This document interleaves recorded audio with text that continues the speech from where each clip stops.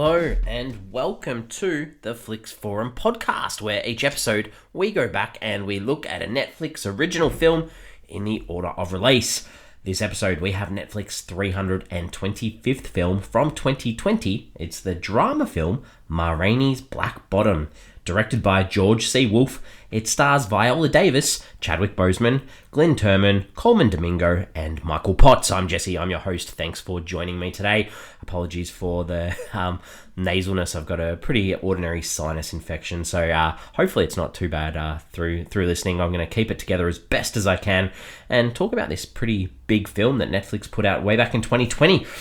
Considering 4 years ago now. So we do start our show with the Fast Flicks, where we do a quick little summary of what the film is all about. As always, if you want to avoid spoilers, give us a pause and come back a little bit later on, because we will spoil this film as we go. So the Fast Flicks for this one is that this is the process of making a record with an ambitious musician who wants to steal the star, vocalist's light. That's probably the best way I can put it. Let's talk about how this one ended up on Netflix. This one's got a pretty good story, I guess. You got to start with that this is based on a play from 1982 of the same name by August Wilson. I'm going to talk about this throughout the episode, I guess, but I did have to sort of pause the film maybe 10 minutes in, because I had no context around this film and I just needed to pause and look it up and go, hey, is this actually based on a play? Because it's quite obvious and possibly takes a little bit away from this film as we go. But let's talk about this film. So the Black Bottom dance, which is in the title, it's a dance that originated among African Americans in the rural South in the first decade of the 20th century. It was eventually adopted by mainstream American culture and became a national craze throughout the 1920s. In relation to the film, Denzel Washington, he initially had his deal with the television network HBO in America to produce 9 of the playwright August Wilson's plays into films, with Ma Rainey's Black Bottom amongst those. So by June of 2019, the deal had been moved to Netflix, where Viola Davis, Chadwick Boseman, Glynn Turman, Colman, Domingo, and Michael Potts were cast, with George C. Wolfe set to direct. I guess it's sort of interesting too. The other Denzel Washington starring, and I think directed film Fences is another adaptation of the work of the playwright is what we'd call him, August Wilson. Maxine Lewis is a singer, and she did most of Ma Rainey's singing for Viola Davis in this film. Jeffrey Wright was originally expected to join the film as well, so some big names that were attached to this film. Filming for this film, it commenced on July the 8th, 2019 in Pittsburgh, Pennsylvania, with sets converted into 1927 Chicago, with filming wrapping up on August the 16th, 2019. Unfortunately, August 28th of 2020, Chadwick Boseman, he died of colon cancer during the post-production of this film, making this film, Ma Rainey's Black Bottom, his final film appearance. And the film is dedicated to him at the end of the film, through text as well. The film, it was theatrically released in select theatres on November 25th of 2020, before streaming on Netflix from December 18th of 2020. Netflix also released a 31-minute making-of documentary called Ma Rainey's Black Bottom, a legacy brought to screen alongside the film. I sat down and I watched this as well, just to add some further context, and a nice little side piece that Netflix has put together with this film too. It sort of is broken into various sections. So it starts off with blues as a genre of music too, and then there's a little segment on Ma Rainey and her life. Then there's a little segment too about August Wilson, the playwright, and what he did, and George's vision, the director, what he wanted to bring to the screen, as well as that idea of bringing Ma Rainey to the screen. Talk about the costumes, the look, the style. Viola Davis talks about the inspiration she took in playing the role. Then we have this little segment on the rise and fall of Levy, who's the character played by Chadwick Boseman, and obviously he wasn't around to, or maybe he was. I don't know if he filmed any segments for this documentary and they were just left out. But you could tell, I guess, throughout this this mini documentary that everyone that was interviewed sort of missed him as well. And the last little segment is that idea of the race records, which is sort of looks into that insight, or gives some insight into how African Americans were used and abused, I guess, by the music record scene. Paramount Recordings, I think, were one of the bigger ones, as well as that idea too that Ma Rainey was a strong woman and she knew what she stood for as well. Let's get back to the film. So upon its release to Netflix, the film was the most watched item over its opening weekend, so some big figures there. it was nominated for an awful lot of awards. It was named as one of the best 10 films of 2020 by the American Film Institute.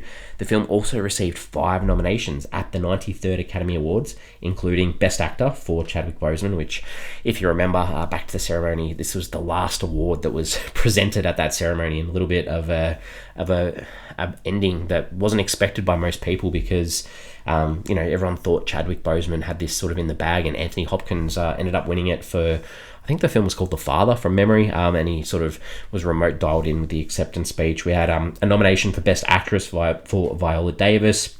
It also did win 2 awards for makeup and hairstyling and costume design as well.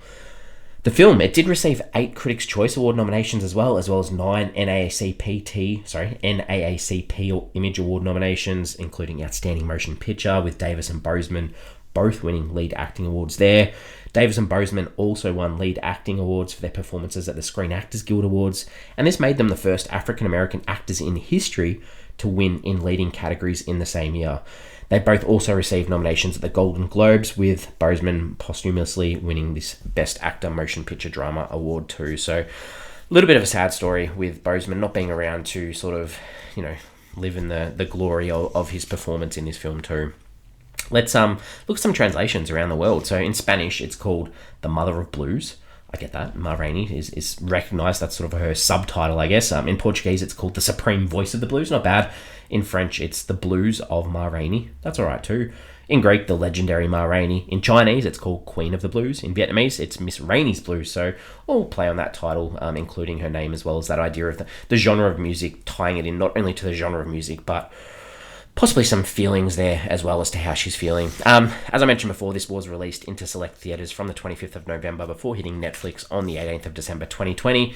The budget was about $20 million from what I could see. And as I sort of touched on to a lot of awards, it actually had 84 wins and a further 192 nominations. So some pretty big recognition for this film. What are the critics and audiences saying about this film? What have they said? So I guess pretty positive. If we look at it, like this is super positive. On Rotten Tomatoes, it's at 97%. That's on 319 reviews. Certified fresh, easily. Audience, a little bit lower, 72%, but that's on more than 1,000 ratings too. IMDb, it's very solid, 6.9 out of 10 on 58,000 ratings. Letterboxd, that sits at a 3.5 out of 5 on nearly 127,000 ratings. It's been logged by 166,000 people, so some big numbers there. Metacritic, again, very positive. It's in that traffic light system, green, yellow, red. It's green for both the audience and the critics. The critics have it at 87 out of 100 on 46 reviews, and the audience at a 6.7 out of 10 on 180 reviews, also green. So very, very positive here. The taglines for this film, we had 2 taglines. One of the taglines was, "Everything comes out in the blues." Not bad. And the other one was, "It would be an empty world without the blues." So again, highlighting the genre of the music that's in this film. What are my early thoughts for this one? I had high expectations, I guess, based on all the awards recognition, what I knew about it. I obviously didn't know that it was based on a play. And I guess, like I said before, early on, I did have to stop to sort of check that it was, because it sort of did take me away from the experience at various stages. But in saying that, there are some standout scenes, and the performances, they're top notch, and what are really enjoyable about this film. So positive from me. Let's talk about the characters. We like to discuss the characters. What are some things that stand out? Obviously, this film is titled Ma Rainey's Black Bottom. So Ma Rainey, she is a strong, independent woman who knows what she wants and knows how to stand up for herself. She calls the shots. She takes control of her career. She not only does that for herself, but those that support her and surround her, and she won't have it any other way. She knows how much her actual singing voice provides her, and she protects it at all costs, because what she says goes. And that, I think that's a really strong thing that you take away from this film, because the only person she kind of feels threatened by is this guy called Levy, who's played by Chadwick Boseman, as mentioned before. And it's a really interesting dynamic between the two, because she's the lead. She's the one that is earning these guys all the money. And Levi, he's the one who has the big dreams.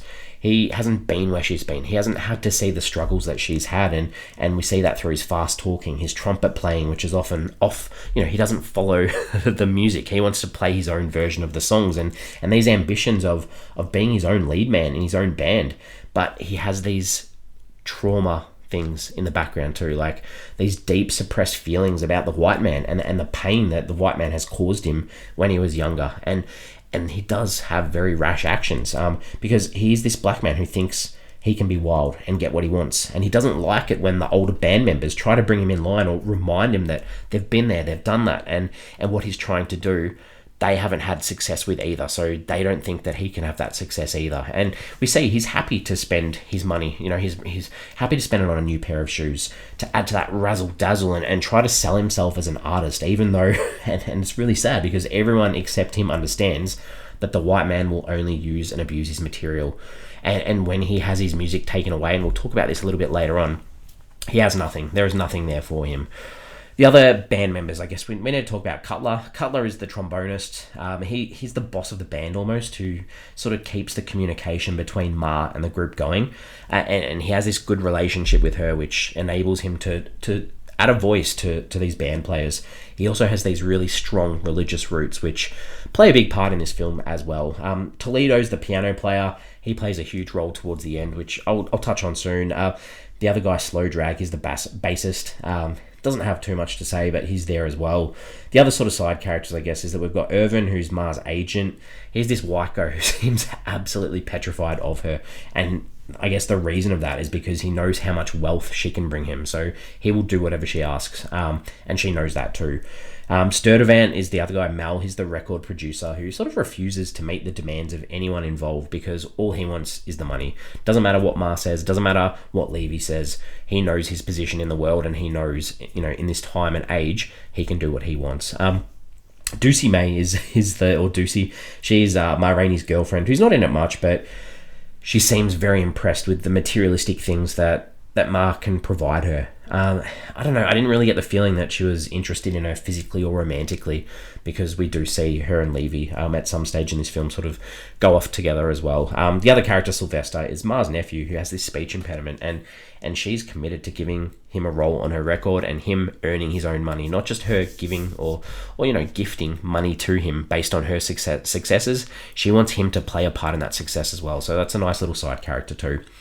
The director, George C. Wolfe, 9 directing credits. This is probably the biggest, but he did do that Netflix film Rustin, which also starred Colman Domingo as well, so another Academy Award favourite recently as well. So interesting to see what else George C. Wolfe comes out with as well.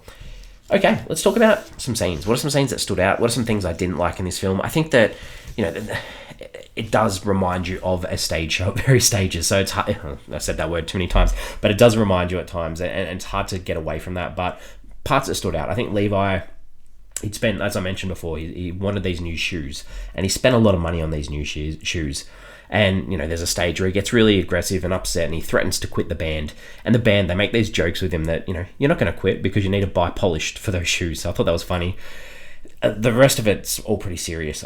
Levi's story about his mum and the men breaking into the house, his dad not being around, him trying to fight, him getting sliced, his dad going after these guys, waiting for them, all to prove how he doesn't get spooked by white guys. Standing up to the band and telling his own story too.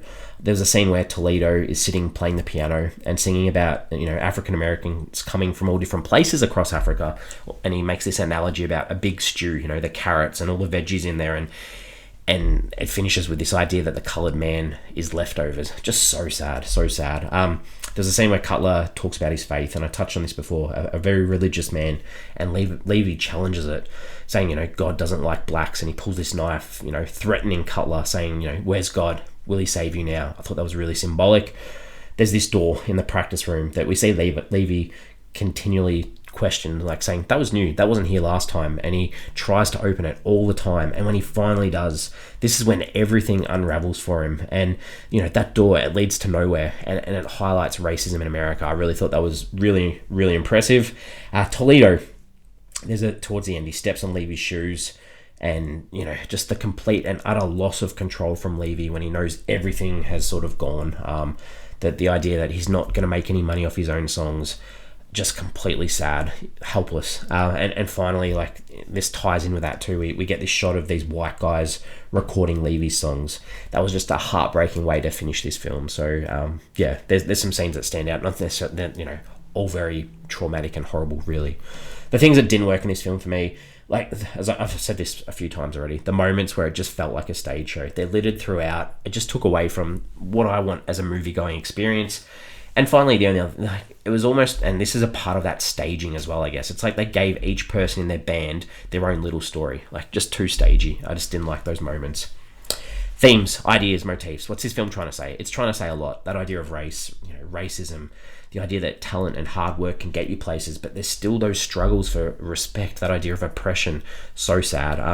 I like the idea about art too, that the happiness and meaning to life that music can bring, especially through the blues music in this instance. But, that difference between performance for performance's sake or putting your soul into your artistic expression and freedom. Obviously, religion plays a big part too. That idea about your faith and challenging that faith, and where does that faith come from? Obviously, the exploitation of blacks by whites, not just the music industry, I guess, but the actual scars these can leave that we see through Levy, these scars that he has on his body, and that leads into that cycle of violence and trauma that are experienced by African Americans. Ma Rainey is obviously a strong female voice in a very male-dominated area too, and that idea too that change. This is a change. Things can change, even if they're small and take time. There can be change. This was done really well throughout the film too, but that idea of heat, like all the sweaty recording rooms, the practice rooms, it just brings that tension even further. Very similar to how Spike Lee uses heat in his classic film Do the Right Thing. So that was done well too. And just that idea too, that there is more to life than just having a good time. I think that's important too. What did I take away from this film? This is obvious, but this sadly reflects the way that society still is. It's set in the 1920s, but and this is 100 years ago. This is based 100 years ago, and society's like the reflections in our societies today in this story. It's just so sad. I think that there's this good quote from Denzel Washington, who's the producer on this film, and he mentions this in that side documentary that I spoke about before. But he says, "The times have changed, but the pain hasn't." What an impactful thing to say. Questions, ponderings on this film for me. I think, Chadwick Boseman, like some of those scenes, he would have been performing, like he was obviously ill when he was making this film, and you can see how skinny he looks, and just performing while he knew that his end was so close. Just so heartbreaking. Just a little thing to take away from this film too. I'm ready to wrap it up. We give the film a rating out of 5 stars on this show. For me, like, it never left my mind that this would work well on stage, and the enclosed spaces are purposeful to fit some of those themes and ideas. It did sort of remove me from the film watching experience because there weren't these big grand sets. It was like those isolated little locations that kept bringing it back to me, the idea that, this is a stage adaptation. But in saying that, the performances, Viola Davis, Chadwick Boseman, delightful. The themes, the ideas, what it's saying, super, super important. So I'm giving this film a 3.5 out of 5. Hopefully you've been able to manage and hang out with this chat. My ears are ringing, so I can barely hear myself. So I'm hoping this sounds okay. We are on socials. We have Instagram, we have Facebook, and we have X, formerly known as Twitter. The question I just wanted to put out there for our episode this week on socials is, Ma says that only black people understand the blues. Is this true? I think that the ownership that they take over this genre is so important. I think that rightfully so, it should be classified as their genre, and the feeling and emotion that goes into these songs, I think that's 100% true. So that's just my thoughts. Anyone else have any other thoughts? Please do let me know on the socials. Next week, we are back again with another pretty big film from 2020. This one is a science fiction film, and it's called The Midnight Sky. This one, it's directed by George Clooney. It also stars him, as well as Felicity Jones, David Oyelowo, Tiffany Boone, Demian Bichir, Kyle Chandler, and Kaolin Springle. That's what we've got next week, a George Clooney directed and starring film. I remember when this one came out too, so I haven't actually seen this one. I'm excited to do it. Hopefully you're excited to join me again next week. As always, thank you for sticking around for this one. Hope you've enjoyed it, and I'll hopefully see you next week.